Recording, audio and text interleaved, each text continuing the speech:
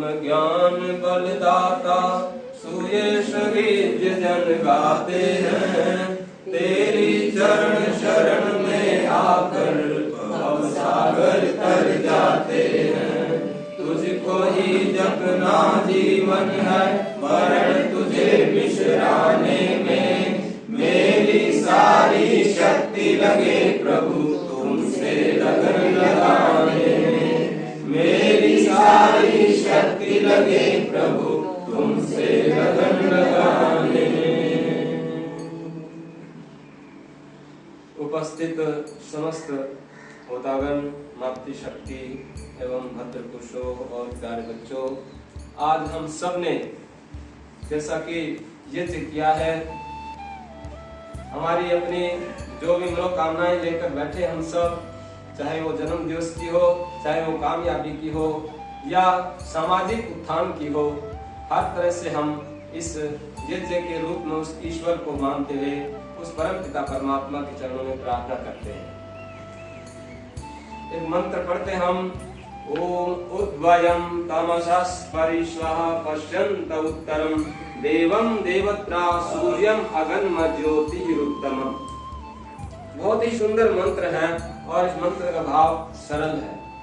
जैसे आप स्वयं रोज प्रातः काल जल्दी उठकर यदि सूर्य के दर्शन करते हैं तो अवश्य ही आपको इस मंत्र का अर्थ याद हो जाएगा। इस मंत्र में यही कहा है, उद्वयं तमसः, यानी हम उठे, किससे ऊपर उठे? तमसः, अंधकार से ऊपर उठे। जैसे सूर्य भगवान स्वयं रोज नया रूप लेकर रोज जवान रहते हैं, हमेशा युवा बने रहते हैं सूर्य भगवान। और जैसे ही वो उदय होते हैं, धीरे धीरे सविता माँ के कोख से जन्म लेते हुए वह स्वयं अपनी छटाओं को बखेरते हुए पूरे संसार का अंधकार दूर कर देते हैं। इसलिए वेद मंत्र कहता है, उद्वयं तमसः परिश्वः पश्यन्त उत्तरम, कि हे मेरे भद्र पुरुषों, हे सज्जनों, हे ईश्वर की संतानों, आप उठो और इस अंधकार अज्ञान रूपी इस अविद्या से उठकर आप हमेशा ज्ञान रूपी प्रकाश और सूर्य रूपी देवता की तरफ आगे बढ़ते हुए जीवन को आगे बढ़ाओ। अब आप सोचिए कि हमारा जीवन कैसे होना चाहिए। आज हमने आज्ञा दी कि हर पल नया समय होता है, आने वाला हर पल नया होता है।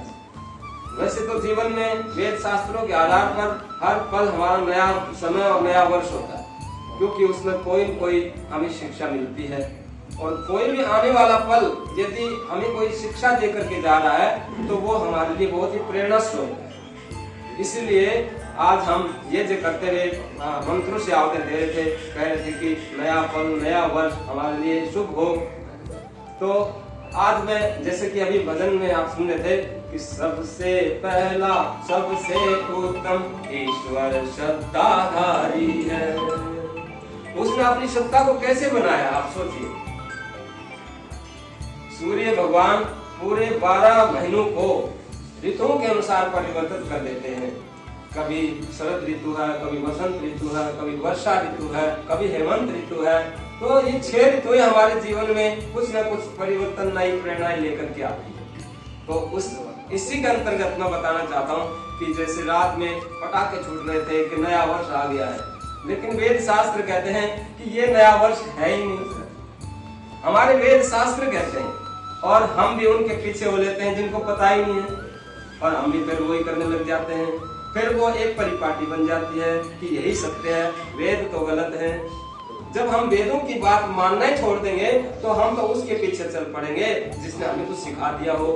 घर में अगर आपके बच्चे हैं, अगर आपने अपने बच्चों को संस्कार नहीं दिए, वेद रूपी शास्त्रों के, उपनिषदों के, रामायण के, महाभारत के, कोई भी किसी तरह का, जैसे हमारे नए नए ऋषि मुनि जो इस संसार में आके भारतवर्ष में, तो इसी तरह से जीवन में वे आए और हमें प्रेरणाएं देकर चलेंगे।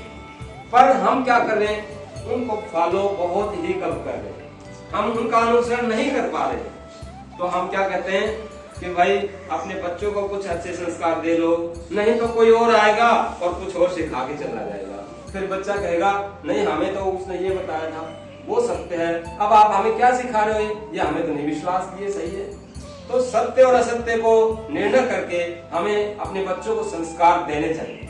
तभी वो बच्चा कहेगा कि वाकई में सूर्य भगवान जो करता है वही सत्य है। अभी आप ठंड पड़ रही है, हम कहते हैं समीधा लगाओ ताकि अग्नि प्रज्वलित हो जाए और ठंड दूर हो जाए। तो सूर्य भगवान स्वयं ही क्या करते हैं, अपनी ऊर्जा से इस शीतल ऋतु को दूर कर देते हैं और वह जीवन में हमारे लिए एक ऊर्जा बन जाती है। हमारे शरीर में वह ऊर्जा आकर हमें जीने की एक नई राह सिखाती है। तो मैं जो कहना चाहता हूँ कि जीवन में यदि हम अपने बच्चों को नए संस्कार देते हैं तो वह वेद मार्ग वेदानुगामी होगा। और जैसे हम कह रहे हैं कि नया वर्ष है, तो आप सोचिए कि आज के दिन क्या कुछ बदला है? आज के दिन कुछ नहीं बदला, लेकिन वेद शास्त्र कहते हैं कि जब मैं इन सृष्टि की वनस्पति औषधियों को जब फूलों से सुसज्जित कर दूंगा तो आप सोचिएगा कि आपका नूतन नया वर्ष आ गया है। उसमें आपके घर में नई फसल भी आएगी, आपके बच्चे अगली क्लास में चले जाएंगे और घर में नया अन्न आएगा और ये जो ऋतु है ये भी बदल जाएगी।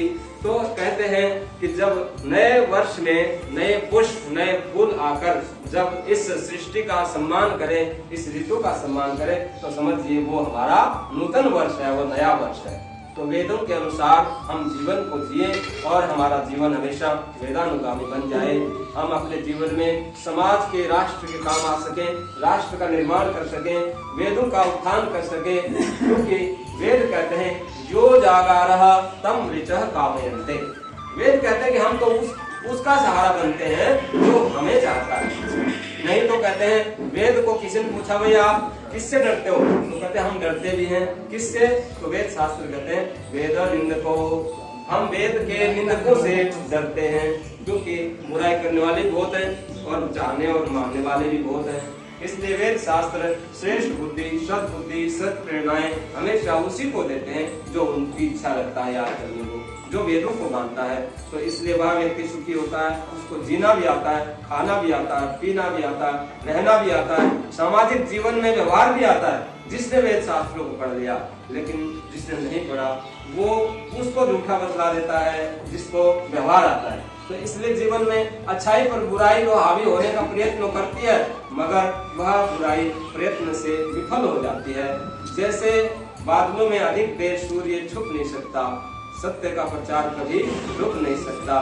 ऐसे जीवन में हम वेदों के ज्ञान को अपनाकर, अंदर की अंतर विद्या को जगाकर, हमारे अंधकार अविज्ञान और जो भी हमारे अंदर कुछ कुविचार हैं, काम क्रोध लोभ मोह आदि, उन सबको दूर भगाकर हम जीवन में वेदानुमार्ग को अपनाएं और अंतःकरण को जगाकर अंदर की ज्योत से प्रकाशित हो जाएं और ईश्वर को अपने अंदर स्थापित समझें। और ईश्वर जो हमारे हृदय से बोलते हैं वो कार्य हम प्रेरणाओं के अनुसार करते रहें। इन शब्दों के साथ आप सबको ये नव फल नया वर्ष आपको भी बहुत शुभकामनाएं। ओम